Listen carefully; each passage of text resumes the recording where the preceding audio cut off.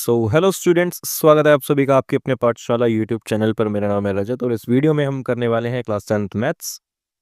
और ये questions again random series के होने वाले हैं। सीबीएसई बोर्ड्स 2026 को हम टारगेट करने वाले हैं। प्रीवियस के क्वेश्चंस हैं और चलते हैं, स्टार्ट करते हैं अब तो, है ना। तो लास्ट वीडियो में हमने कर लिया था क्वेश्चन नंबर 21 से लेकर 27 तक, है ना, लास्ट 2 वीडियोज़ में। और इस वीडियो में हम करने वाले हैं क्वेश्चन नंबर 28 से। ठीक है, तो ये देखो, क्वेश्चन नंबर 28 हमें क्या कहता है। क्वेश्चन नंबर 28 दे रखा है हमें कि एक क्वाड्रिलेटरल है ए बी सी डी। ठीक है, ए बी सी डी एक क्वाड्रिलेटरल है। कुछ हम ड्रॉ करते हैं। ठीक है, ये सर्कल हो गया और कुछ ऐसा सही ड्रॉ कर लेते हैं।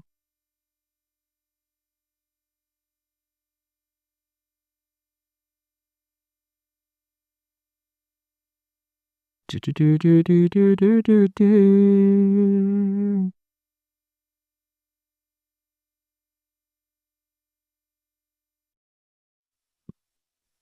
है, तो ये इस तरह की कुछ फिगर दे रखी है, हालांकि एकदम ऐसी नहीं है, लेकिन ठीक है, कोई दिक्कत नहीं है। मार्किंग कर लेते हैं। ये है डी, ये है आर, ये है सी, ये है क्यू, ये है बी, ये है पी, ये है ए, ये है एस। ठीक है, कुछ इस तरह की फिगर है। अब हमें बताना क्या है ये देखते हैं पहले तो। ठीक है, चलिए। तो to show that A B plus C D divided by A D plus B C, ये 1 के इक्वल होने वाला है। ठीक है, तो ये हमें शो करना है। तो बस स्टार्ट करते हैं। वैसे क्वेश्चन ये 2 सेकंड का है ना, ज़्यादा बड़ा क्वेश्चन नहीं है ये। ठीक है, लेकिन कोई नहीं।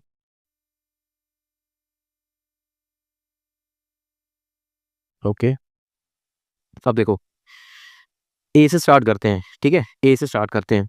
अब बताना ज़रा, ए पी क्या बराबर होगा ए एस के। अब आप पूछोगे क्यों, है ना, तो इसका रीजन क्या होने वाला है। Tangent from same point are equal to each other. ठीक है, अब यहाँ पे देखो, ये ए पॉइंट है ना। ये देखो, ये ए पॉइंट है। ए से पी है एक टेंजेंट, पी देखो यहाँ पे टच कर रहे हैं ना ये। और यहाँ पे एस है, तो ए से लेके एस एंड ए से लेके पी दोनों इक्वल होंगे, क्योंकि एक ही पॉइंट विच इज ए से स्टार्ट हो रहे हैं दोनों, A P and A S. ठीक है, समझ में आया ना। चलिए, अब ए पी ए एस हो गया, तो ऐसे ही क्या मैं बीपी के लिए नहीं बोल सकता BP equal to B S होगा, sorry BP equal to B Q होगा, है ना। ये देखो, ये बी है, ये पी है, तो बीपी बी क्यू के इक्वल होगा, है ना। ऐसे ही हम सी के लिए भी बोल सकते हैं, है ना, कि सी आर बराबर होगा सी क्यू के लिए। ठीक है, और लास्टली डी आर बराबर होगा डी एस के, है ना। तो ये 4 चीजें हमारे पास निकल के आ गई हैं। एक ए पी ए एस के बराबर है, बी पी बी क्यू के बराबर है, सी आर सी क्यू के बराबर है और डी आर डी एस के बराबर है। ठीक है, अब हमें प्रूफ क्या करना। अच्छा, रीजन सबका एक ही है कि tangent from the same point are equal. ठीक है, अब हमें क्या करना है, ये जो 4 इक्वेशंस हैं 1 2 3 एंड 4, है ना, इनको ऐड करना है। Adding all 4 equations, adding the 4 equations, we get A P plus B P plus C R plus D R. ये तो एल एच एस वाली साइड हो गई। आर एच एस वाली साइड देखें तो A S plus B Q plus C Q plus D S, ये बनेगा। ठीक है, अब देखो ए पी बी पी क्या होता है। देखो, यहाँ पे ए पी है, यहाँ पे बी पी है, क्या ये ए बी नहीं बन जाएगा। जी बिल्कुल बन जाएगा ए बी। ठीक है, प्लस सी आर और डी आर, सी आर और डी आर सी डी। ठीक है, इक्वल टू ऐसे ही ए एस और D S, A S D S यानी A D plus B Q C Q, B Q C Q क्या बनेगा बी सी। ठीक है, देखो, कुछ कुछ आंसर हमारा आ रहे हैं ना, A B plus C D बराबर है A D plus B C के। अगर मैं देखो जरा, अगर मैं आर एच एस वाली side A B plus C D बराबर AD plus BC, AD plus BC को मल्टीप्लाई कर दूं 1 से, तो कोई दिक्कत है क्या? है ना, 1 से मल्टीप्लाई करने में क्या ही दिक्कत है ना, क्योंकि आंसर तो वही रहने वाला है फिर भी। और AD प्लस BC को मैं उठा के मल्टीप्लाई में, क्योंकि इधर मैं डिवाइड में लेके आ जाता हूँ, AB प्लस CD बराबर, सॉरी बराबर कह रहा हूँ, divided by AD plus BC, ठीक है, और इक्वल टू में क्या रह जाएगा बेचारा 1। तो यही तो हमें प्रूव करना था, एंड हेंस प्रूव्ड या फिर हेंस शोन, ठीक है। तो ये छोटा सा क्वेश्चन था, आई होप कि आपको समझ में आया होगा, और समझ में आया तो वीडियो को लाइक करना, चैनल को सब्सक्राइब करना और शेयर करना अपने दोस्तों के साथ। और अब ये देखो, इसका ही नेक्स्ट क्वेश्चन में दे रखा है हमें विजुअली इंपेयर्ड स्टूडेंट्स के लिए कि पैरेललोग्राम जिसके अंदर एक सर्कल है वो एक रोम्बस है, हमें ये प्रूव करना है ना। यहाँ पे इसकी फिगर बना के देखते हैं, है ना, पूरा प्रूव नहीं करके दिखाऊंगा मैं, लेकिन हाँ ये आपको करना है, ठीक है, वही है, ये देखिए, ठीक है, इस तरह का पैरेललोग्राम है, इसके अंदर एक सर्कल है,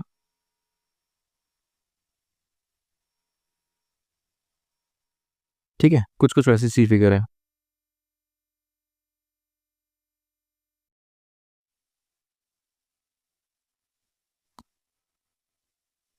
ठीक है। चलिए, तो ये जो फिगर है ना, ABCDPQRS, हमें ये बताना है कि इस सर्कल के बाहर जो एक रोम्बस है ना, ये सॉरी पैरेललोग्राम है, हमें पैरेललोग्राम गिवन है, ये एक रोम्बस है, ये कैसे बता सकते हैं, ये कैसे बता सकते हैं? देखो ऊपर वाला क्वेश्चन खत्म हो चुका है, ये हम अगला क्वेश्चन कर रहे हैं। अगला क्वेश्चन भी नहीं है ऐसे, ये विजुअली इंपेयर्ड स्टूडेंट्स के लिए जिनको फिगर देखने में, वो स्टूडेंट्स जिनको फिगर देखने में या समझने में दिक्कत होगी, विजुअली इंपेयर्ड स्टूडेंट्स हैं, उनके लिए है ये वाला क्वेश्चन, है ना। करना है कर सकते हैं, नहीं करना तो आप प्रैक्टिस के लिए करिए यार, क्या ही दिक्कत है प्रैक्टिस में तो, ठीक है। तो हमें ये बताने कि ये रोम्बस है। अब रोम्बस की प्रॉपर्टी क्या होती है, देखो पहले तो पैरेललोग्राम की प्रॉपर्टी देख लो, पैरेललोग्राम, ठीक है, पैरेललोग्राम में opposite sides are equal and parallel, है ना, and also opposite angles are equal,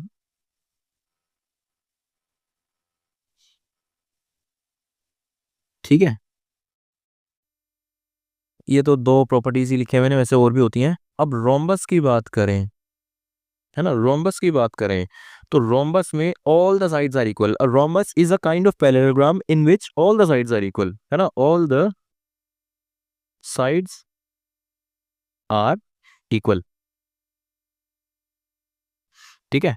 तो बस हमें कोई भी दो साइड्स को, एडजेसेंट साइड्स को इक्वल प्रूव करना है।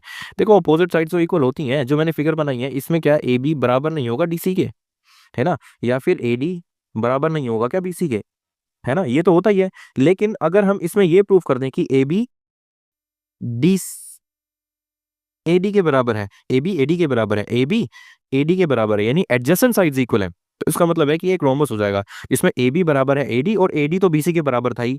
अब जब ए बी और डीसी भी बराबर है तो चारों साइड्स बराबर हो गई, और जब चारों साइड्स बराबर हो गई तो ये क्या है, ये एक रोम्बस है, ठीक है ना। तो यही चीज हमें करनी है। तो आई होप ये क्वेश्चन आप खुद से ट्राई कर पाएंगे, अगर नहीं होता है तो हमें कमेंट करके बिल्कुल बता सकते हैं आप, ठीक है। तो बढ़ते हैं अपने नेक्स्ट क्वेश्चन की तरफ। नेक्स्ट क्वेश्चन है हमारा क्वेश्चन नंबर 29, और ये क्वेश्चन है हमारा pair of linear equation two variables का, ठीक है। तो चलिए स्टार्ट करते हैं। ये 29 का ए पार्ट है, 29 ए, ठीक है। देखो भाई, एक पर्टिकुलर दिन में, on a particular day, 50,000 people attended a cricket test match between India and Australia in Sydney cricket ground. तो भाई मैच चल रहा है इंडिया और ऑस्ट्रेलिया का, है ना। आप मैच देखते हो क्या? कमेंट करके बताना, देखते हो क्रिकेट?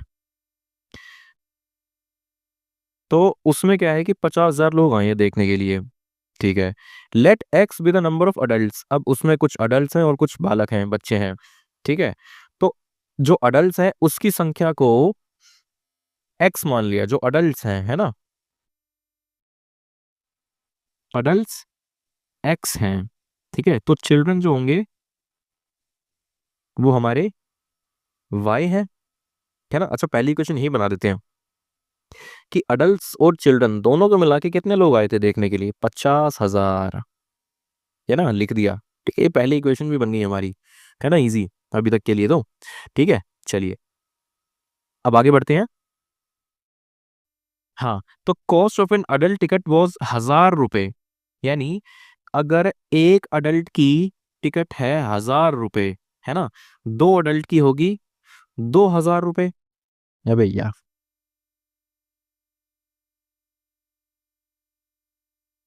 है ना, दो अडल्ट की होगी 2,000 रुपए। ठीक है, और ऐसे ही एक्स एडल्ट की कितनी हो जाएगी, एक्स इंटू 1,000 यानी 1,000 एक्स रुपए। ठीक है, ये total amount of adult ticket है ना, जो जितने भी अडल्ट आए हैं उन्होंने 1,000 देके कितना अमाउंट हमारे पास इकट्ठा हो गया, वो है हमारा 1,000 इंटू एक्स, 1,000 एक्स। ठीक है, ऐसे ही अगर मैं बच्चों की बात करूं तो बच्चों की टिकट का प्राइस दे रखा है कितना, 200 रुपये। ठीक है, तो एक चिल्ड्रन की अगर 200 रुपये की टिकट है ना, दो की कितनी है, 400 रुपये। तो वाई बच्चों की कितनी होगी, 200 इंटू वाई यानी 200 वाई। ठीक है, तो भाई टोटल अमाउंट तो मेरे पास आ गया, कितना,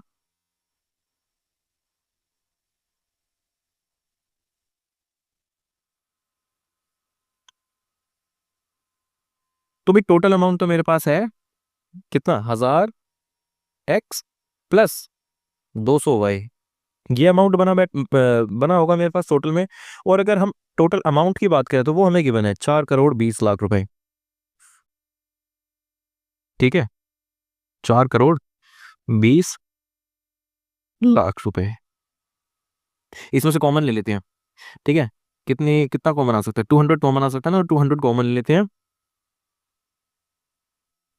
ठीक है, यहाँ पे 5 बचेगा, एक्स प्लस वाई, है ना, इक्वल टू 420,000,000। ठीक है, 200 डिवाइड में जाएगा तो 5x+y इक्वल टू 420,000,000।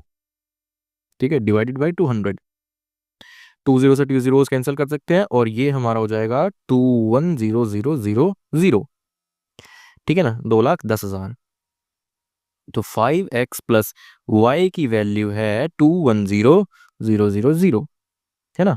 ये हमारी सेकेंड इक्वेशन हो गई है। ठीक है, फर्स्ट इक्वेशन भी हमारे पास रेडी है ऑलरेडी।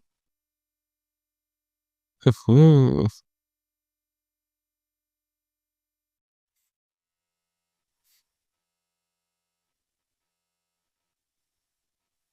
ठीक है, सेकेंड इक्वेशन भी हमारे पास रेडी है। ठीक है, अब हम क्या करेंगे, अब हम क्या कर सकते हैं, अब कुछ नहीं करना, अब इन इक्वेशंस को सॉल्व करना है हमें। सॉल्व करने के लिए भी कई सारे तरीके हैं, है ना, कई तरीके तो बहुत हैं, लेकिन हमारे पास सिर्फ दो ही हैं, या तो हम सब्स्टिट्यूशन कर दें, ठीक है, या फिर हम एलिमिनेशन कर दें, है ना। अब आप बताओ कौन सा करना है। ठीक है, वे काम करते हैं, मैं एलिमिनेट कर देता हूँ, 2 - 1 कर देता हूँ, मेरे लिए इजी पड़ेगा, है ना। ठीक है, तो एलिमिनेट करेंगे, एलिमिनेट करने के लिए क्या करते हैं, मैं एलिमिनेशन मेथड यूज कर रहा हूँ, ठीक है ना, एलिमिनेशन मेथड। तो मैं सेकंड -1 करना चाहूंगा। ठीक है, second equation 5x+y equal to 210,000, है ना, -x+y इक्वल टू 50,000। ठीक है, करते हैं माइनस, तो ये हो जाएगा, देखो जब माइनस करते हैं तो नीचे की साइन चेंज हो जाती है ना, तो ये जो प्लस का एक्स था ये माइनस का हो जाएगा, जिसको मैं रीराइट करना चाहूंगा।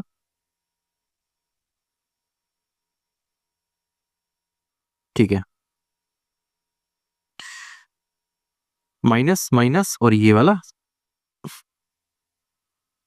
मैंने ऑलरेडी माइनस का लिखा हुआ उसको। ठीक है, तो y से y कैंसिल आउट हो जाएगा, है ना, 5x माइनस एक्स कितना हो जाएगा, 4x। और 2,10,000 में से 50,000 जाएगा तो कितना बचेगा, 2,60,000 ही नहीं, 1,60,000, है ना, 160,000। ठीक है, ये x की वैल्यू हो जाएगी क्या, 160,000 डिवाइडेड बाई 4, यानी 4,000,000, 40,000। ठीक है, अच्छा, टोटल 50,000 लोग आए थे, उसमें से एक्स यानी अडल्ट कितने हैं? 40,000। तो क्या बच्चे कितने होंगे, बता सकते हो? है ना, बता सकते हो क्या?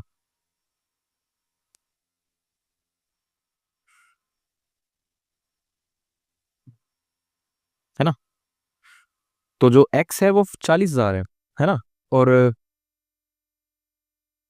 एक्स प्लस वाई कितना था? ये था 50,000। ठीक है, तो जब एक्स ही 40,000 है तो वाई कितना हो जाएगा? वाई की वैल्यू हो जाएगी 50,000 माइनस 40,000, यानी 10,000। 10,000 बच्चे आए थे भाई देखने के लिए।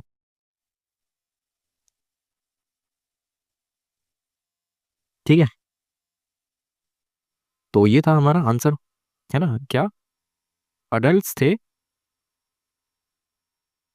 40,000, है ना, और चिल्ड्रन थे 10,000।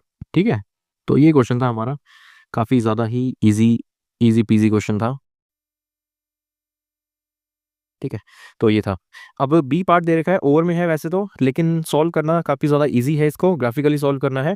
तो ग्राफिकली सॉल्व करना काफ़ी ज़्यादा इजी होता है, हमें कुछ नहीं करना, दोनों इक्वेशन लिखनी है, उसमें एक्स और वाई की एक एक करके वैल्यूज पुट करनी है, उसको ग्राफ में छाप देना है ना। तो ये आई होप कि ये क्वेश्चन भी आप निपटा सकते हैं खुद से। ठीक है, तो ये क्वेश्चन भी आपके लिए होमवर्क में दे दिया मैंने। टिकट 29 का बी पार्ट जो और में है ना। ये मत सोचना कि और में है तो हमें तो करना ही नहीं है ना, वो तो एग्जाम के एग्जाम में देखेंगे। प्रैक्टिस के लिए तो अभी सारे ही करने पड़ेंगे आपको। ठीक है, तो ये क्वेश्चन थे।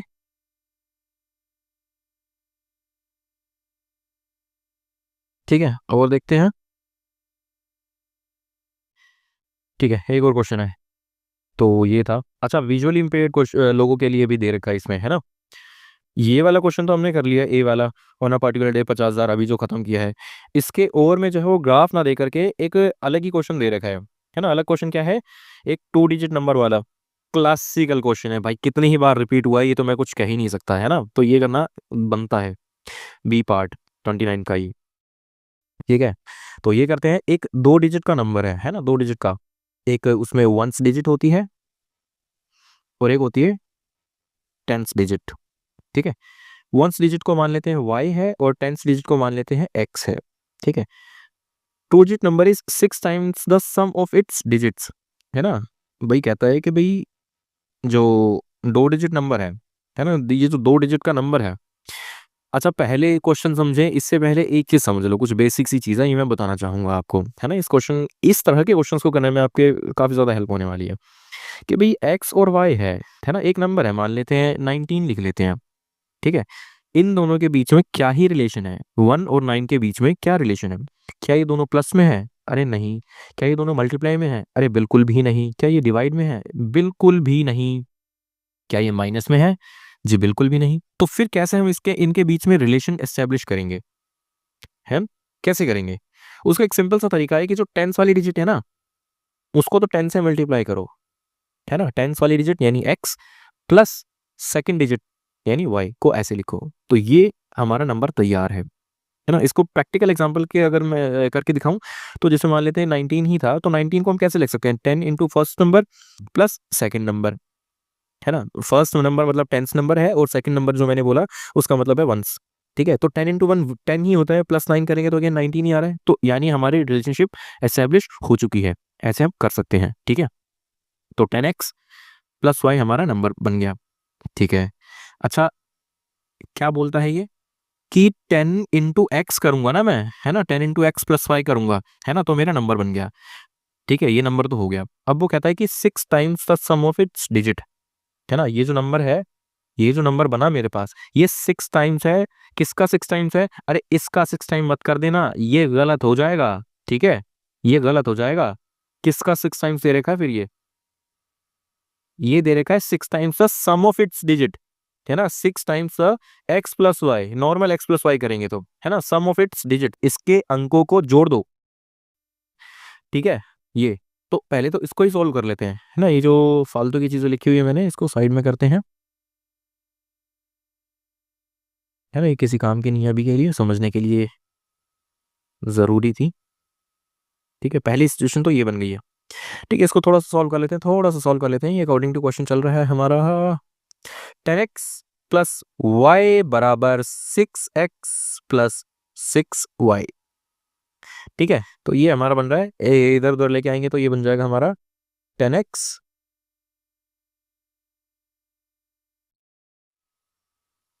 क्या है minus 6x equal to 6y minus Y.